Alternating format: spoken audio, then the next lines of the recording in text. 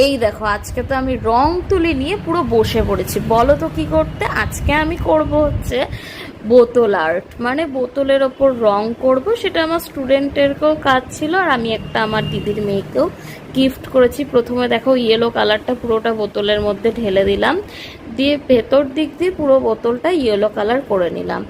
তার ওপরে আমি রেড কালারের ফুলগুলো করেছিলাম, কিন্তু কিছুক্ষণ বাদেই আমার আর এটা পছন্দ হচ্ছিল না, তারপরে আমি ধুয়ে ফেলেছি। তারপরে আমি লাস্টে দেখাবো তোমাদের কি কালার করেছি।